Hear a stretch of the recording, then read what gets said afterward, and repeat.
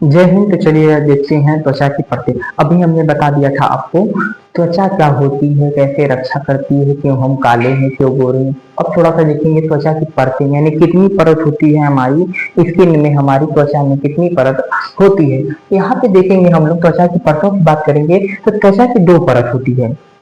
त्वचा की कितनी परत होती है हमारी, तो दो परत होती है। पहले आप देखेंगे जो बाहरी परत जो सबसे ऊपर है, इसको हम लोग कहते हैं एपिडर्मिस। एपिडर्मिस हिंदी में कहेंगे अभिचर्म। क्या कहते हैं, जो हमारी बाहरी स्किन है, जो बाहर से हमको देखने पे पता चल रहा है कि हम काले हैं या फिर गोरे हैं कि नीले हैं कि भूरे हैं कि उज्जर है कि सफेद है, ठीक है। ये चीज देख के हम कैसे पता कर रहे हैं, किस हिस्से को, तो एपिडर्मिस को, यानी त्वचा की सबसे बाहरी परत किसकी होती है, एपिडर्मिस में।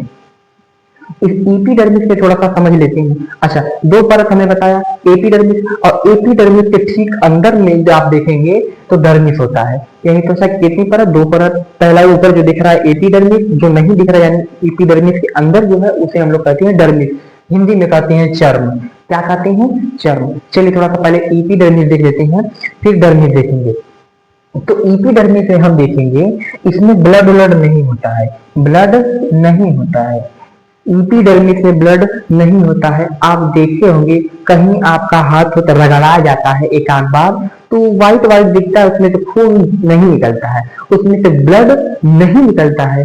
यानी वही हमारी कौन सी लेयर है, एपिडर्मिस। यानी या चमड़ा उमड़ा छिला गया, खून नहीं निकला था, कौन सी परत है, तो एपिडर्मिस है, ठीक है। अच्छा, एपिडर्मिस हमने बता दिया। इसकी कितनी परत होती है, 5 परत होती है। इसमें आप देखेंगे कि जो सबसे पहली परत होती है हमारी, जो सबसे पहली परत होती है, इसे हम लोग कार्नियम कहते हैं। क्या कहते हैं, कार्नियम कहते हैं। कार्नियम ये कहाँ होती है, तो हम बात करेंगे जो सबसे ऊपर चमड़ा दिख रहा है एपिडर्मिस, इसके ठीक अंदर, इसके ठीक अंदर की बात करेंगे तो कार्नियम होता है। कार्नियम में आप देखेंगे तो इसमें मृत कोशिकाएं पाई जाती हैं। कार्नियम में क्या पाया जाता है, मृत कोशिका, अर्थात मरी हुई कोशिका। हमने बता दिया कि 28 दिन में ये सब डेड होती है, तो ठीक है। तो कौन सी कोशिका, मृत कोशिका पाई जाती है। कौन सी कोशिका, मृत कोशिका। इसमें ही आप देखेंगे ये हमारी त्वचा की सबसे बाहरी परत, त्वचा की सबसे बाहरी परत, बाहरी, ठीक है, त्वचा की बाहरी परत कार्नियम, ठीक है। हम एपिडर्मिस भी कह सकते हैं क्योंकि एपिडर्मिस का ही 5 लेयर है, एपिडर्मिस की ही 5 लेयर ये है, ठीक। यहाँ पे देखेंगे पहला हो गया कार्नियम, बता दिया आपको।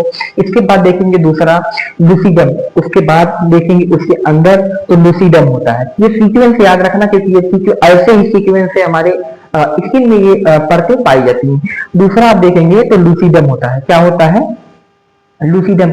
ये बहुत ही पतली होती है, बहुत ही क्या होंगी, पतली होती है, लेकिन मोटी त्वचा में पाई जाती है, मोटी त्वचा में पाई जाती है। जहां पे त्वचा मोटी है वहां पाई जाएगी, ठीक है।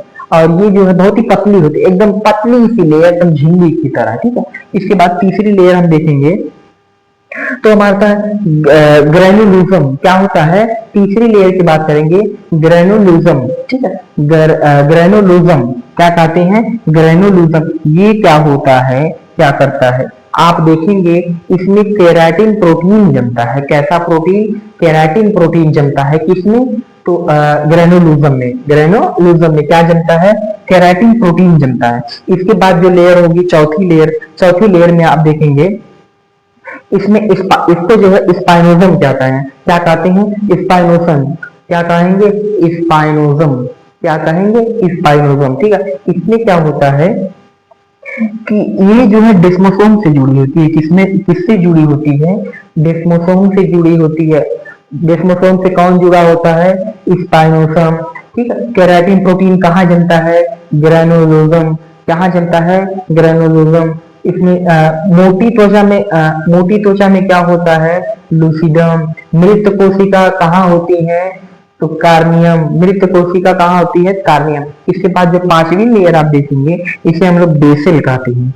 क्या कहते हैं, बेसिल। इसमें आप देखेंगे नई कोशिका बनती है, ये सबसे अंदर। एपिडर्मिस की सबसे लास्ट लेयर होगी बेसिल। क्या होती है, बेसिल। इसी में ही नई कोशिका बनती है। क्या बनती है, नई कोशिका बनती है। तो इस लेयर में नई कोशिका बनती है, तो बेसल में क्या होता है, नई कोशिका बनती है। यहाँ पे 5 लेयर हम देख लिए। अब थोड़ा सा हम देखते हैं कि डर्मिस क्या होता है। क्या देखेंगे हम लोग, डर्मिस क्या होता है। डर्मिस को हिंदी में चर्म कहते हैं। क्या कहते हैं, चर्म। डर्मिस में आप देखेंगे ग्रंथियां पाई जाती हैं। हमारे बॉडी की जितनी भी नहीं कह सकते हैं, मतलब जो कुछ भी ग्रंथियां पाई जाएंगी वो कहाँ पाई जाएंगी, तो डर्मिस में पाई जाती हैं। कहाँ पाई जाएंगी, डर्मिस में ही आप देखेंगे बाल पाए जाते हैं। बाल, ये जो हमारे बाल हैं, छोटे छोटे बड़े बड़े सुनहरे काले नीले हरे पीले, ये जो सारे बाल हैं ये कहाँ पाए जाते हैं, तो डर्मिस में पाए जाते हैं। बाल हमारे कहाँ पाए जाएंगे, डर्मिस में। यानी जो हमारी ऊपरी लेयर दिख रही है बाल इसमें नहीं है, इसके इसकी जो है 5 लेयर है पहले एपिडर्मिस की। उसके बाद जो छठी लेयर की अगर बात करेंगे, तो जो हमारी छठी लेयर है डर्मिस की, उसमें ये बाल पाए जाते हैं। किसमें, डर्मिस में। ठीक है, इसके बाद देखेंगे इसी में ही रोम पाए जाते हैं, अर्थात जो हमारे हाथों में रोवा है, ठीक है, जो पैर में रोवा है, जो स्किन पे रोवा है। रोवा मतलब रोम, रोम मतलब जो छोटे छोटे बाल होते हैं बॉडी पे, ये भी जो है आप देखेंगे तो किसमें, डर्मिस में पाए जाते हैं। किसमें पाए जाएंगे, डर्मिस में पाए जाते हैं। यहाँ पे फिर थोड़ा सा देखेंगे, डर्मिस की जो 2 लेयर होती है, डर्मिस की कितनी लेयर, 2 लेयर होती है।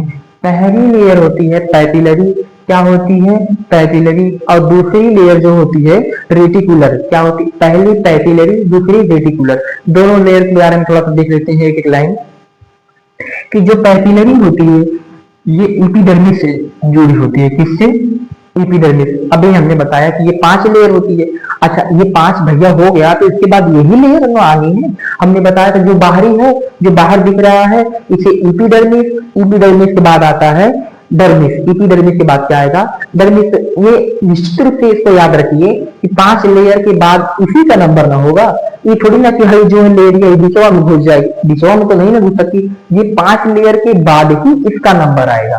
तो पहले ये 5 लेयर हमने बता दिया, इसके बाद आप देखेंगे तो पैपिलरी। अच्छा, पैपिलरी क्या होती है, जो एपिडर्मिस होता है उससे जुड़ी होती है। किससे जुड़ी होगी, एपिडर्मिस में। अर्थात हम कह सकते हैं कि ये आप इससे जुड़ी होगी, क्योंकि ये इसका लास्ट है और ये इसका फर्स्ट है, तो ये किससे जुड़ी होगी, पैपिलरी बेसल से जुड़ी होती है। पैपिलरी किससे जुड़ी होती है, बेसल से। इसके बाद देखेंगे कि रेटिकुलर, क्या देखेंगे, रेटिकुलर दूसरे। इसमें आप देखेंगे रोम पसीना आदि, यानी जो रोम है पसीना है ये तो डर्मिस में। अब डर्मिस की 2 लेयर, डर्मिस की कितनी लेयर, 2 लेयर, पैपिलरी और रेटिकुलर। तो रोम पसीना किसमें है, रेटिकुलर वाले में है।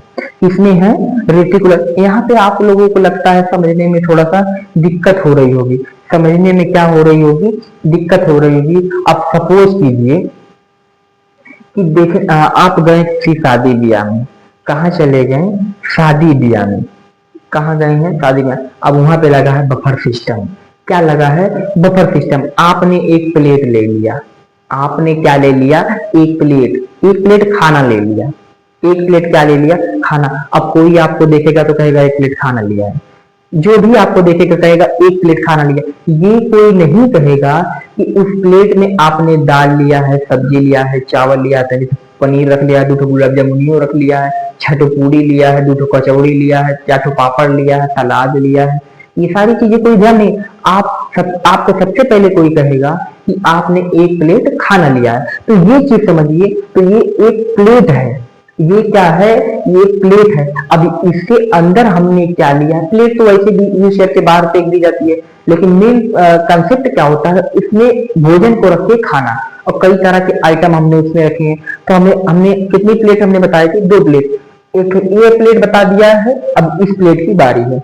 इसमें हमने बता दिया कि प्लेट यूज करके क्या कर दिया जाता है, ठीक। तो ये एक कंसेप्ट है उसको बुलाने का कि आपने एक प्लेट खाना लिया है, एक प्लेट क्या लिया है, खाना। तो उसी तरह से इन दोनों को बुलाने के लिए हम इसका एक कंसेप्ट रखेंगे कि डर्मिस, क्या कहेंगे, डर्मिस।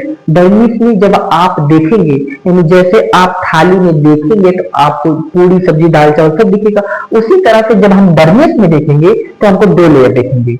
डर्मिस में कितनी लेयर दिखेंगी, तो 2 लेयर दिखेंगी, पैपिलरी और रेटिकुलर। पैपिलरी किससे जुड़ा होगा, एपिडर्मिस से जुड़ा होता है, और रेटिकुलम किससे जुड़ा होगा, रेटिकुलम में क्या होता है कि रोम होता है, पसीना होता है, आदि चीजें किसमें होती हैं, रेटिकुलर में। ठीक है, यहाँ तक समझिए। अब देखेंगे कि इसका उपयोग, इसका औद्योगिक प्रयोग आप देखेंगे, यानी जो हमारी एपिडर्मिस है, एपिडर्मिस है, इसका औद्योगिक उपयोग देखेंगे तो ये जो है वस्त्र बनता है, इसका कपड़े बनते हैं, बैग बनता है, बेल्ट बनता है, चमड़े का बेल्ट आपने सुना होगा, चमड़े का लेदर का जूता सुना होगा, तो ये चमड़े का बनता है। किसका बनेगा, चमड़े का, हमारी इसमें त्वचा का, हमारे जानवरों की त्वचा से बनता है। ठीक है, इसके बाद देखेंगे कि इसके नीचे वसा पाई जाती है, जो हम, अच्छा, पहली लेयर एपिडर्मिस, उसके बाद डर्मिस, उसके बाद वसा यानी फैट, उसके बाद क्या पाया जाएगा हमारे हाथों में, वसा यानी चर्बी।